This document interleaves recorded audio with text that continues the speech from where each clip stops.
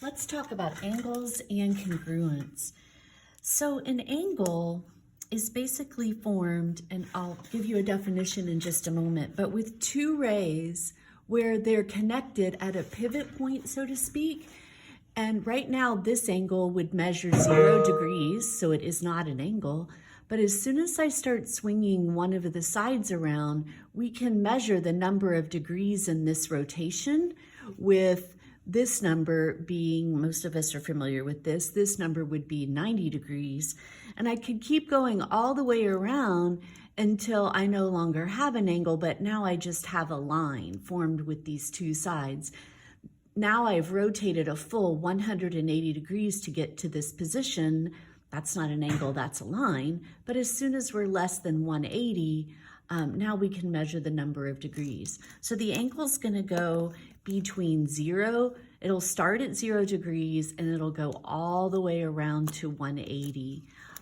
So anything in between 0 and 180, and we have ourselves an angle. So these two sides that I'm rotating are called rays, and we haven't officially defined ray yet, so let's do that. A ray is just part of a line. So a line extends infinitely in both directions. A ray is just going to extend infinitely in one direction. So it looks like a line on one end and a segment on the other. So if we had point A here and point B on the ray, this point is called the endpoint of the ray, the endpoint, and we would name this ray, we would name it AB with the ray over the top. A is the endpoint, it's where the ray starts and it goes in that direction. If the ray were drawn like this, let's say this is point R and point S is on the ray, which point is the endpoint?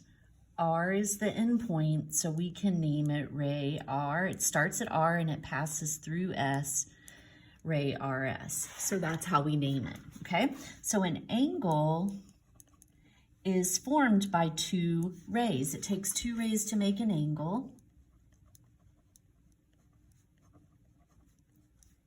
But those rays have to be connected at that pivot point. So two rays with, and you'll hear the word common in geometry a fair amount. Common means that they share it. So they have a shared endpoint. So it looks something like this. Suppose I had ray XR. So here's R and here's X. And I also had ray XS. And let's say that ray went this way, XS.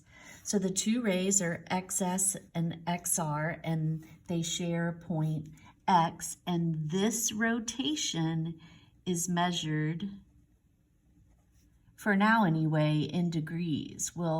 You'll look at measurements in radians a little later in math, okay? The measure of the angle is between 0 degrees and 180 degrees, okay? All right, so the rays that we drew are the sides of that angle.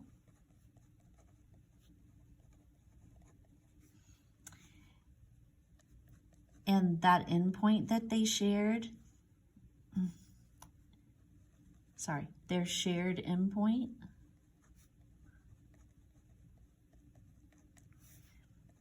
is called the vertex of the angle.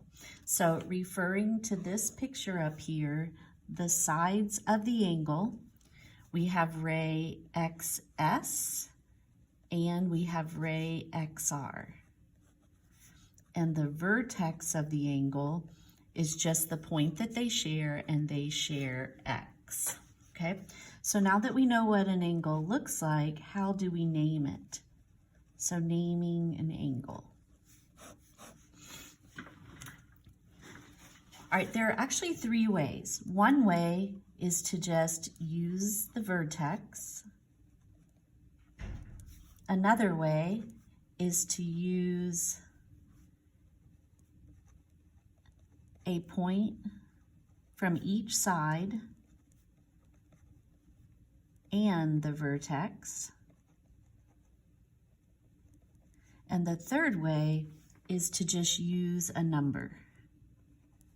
And I want to do a quick illustration of all three of the ways that we have to name an angle. So one way would be if you had an angle, and the angle is all by itself. There's nothing else going on in the diagram. M is the vertex. We have points T and L on the angle.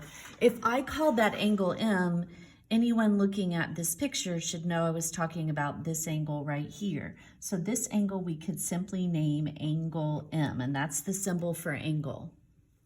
But if there was more to the picture, because I'm all for doing it the easiest way we can, but if that angle were not by itself, suppose there was another ray coming out of vertex M.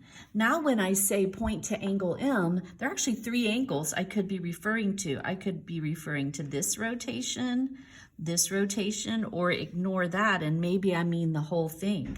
So if this is the angle that I want to name right here, now I need to call it, the vertex is M, T is from one side, L is from the other, the vertex goes in the middle.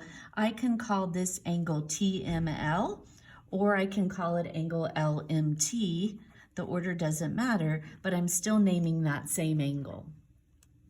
The third way to do it would be to use a number, and oftentimes the drawings will have numbers in them.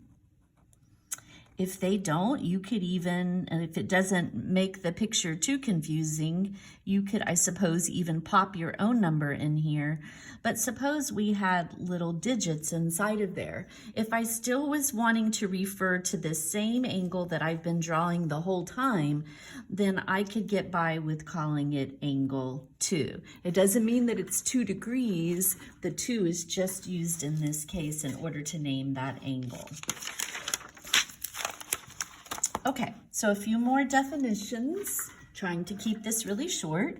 So what about congruent angles? We've seen the word congruent before when we were looking at congruent segments. That's the symbol for congruent. So congruent angles are simply angles with the same measure.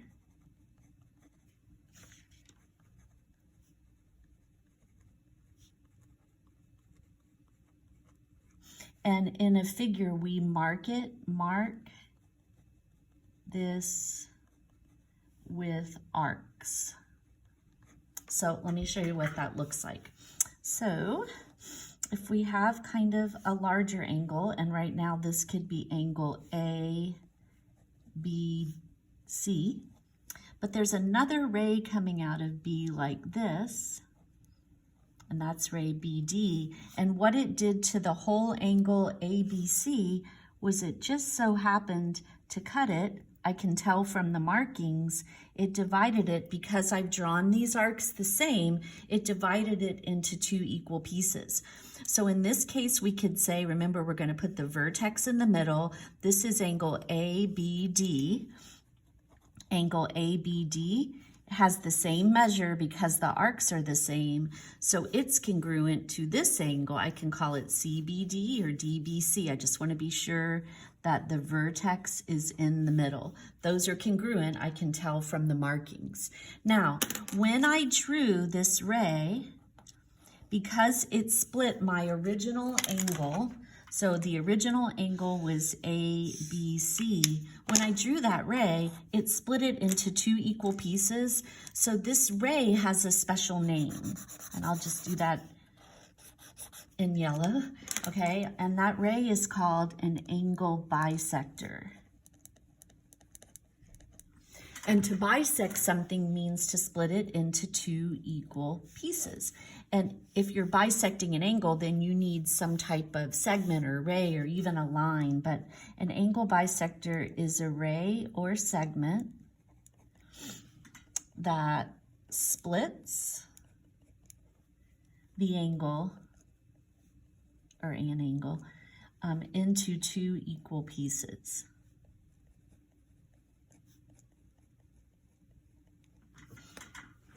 So up above here, ray BD bisected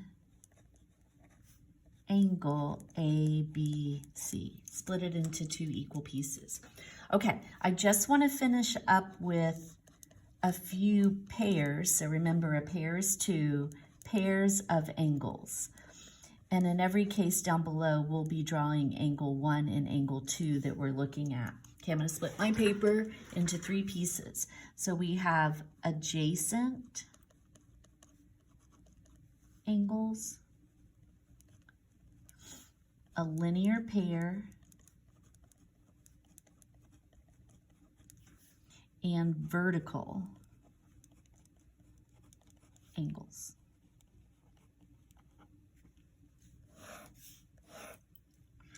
All right, adjacent angles are next door neighbors. They're next door to each other. So they're going to share a ray, and then, so this is going to be my shared ray. So this is angle 2, and then if I have a ray in the other direction, there's angle 1. So they're adjacent because they share a side and they do not overlap. A linear pair of angles are always adjacent. So they're always going to be next door neighbors. They share a side. The only difference is, so in this case, this is going to be angle 2. There's my shared side. The only difference is the sides they don't share form a line. So since this one is going to the right, then the other one's going to go to the left. So there's always going to be, that's a 180-degree rotation. They're going to add to 180, okay, if it's a linear pair. And for vertical angles, we need an X. An X has to be formed if you have any pair of having vertical angles. So let's go ahead and do that. So there's the X, and vertical angles are pairs of angles that are located across from one another anytime you have an X. So this is a pair of vertical angles, and so are these. They're different. That's one pair, that's one pair. So in each case, I was just illustrating with 1 and 2. We'll practice all of this when we're together.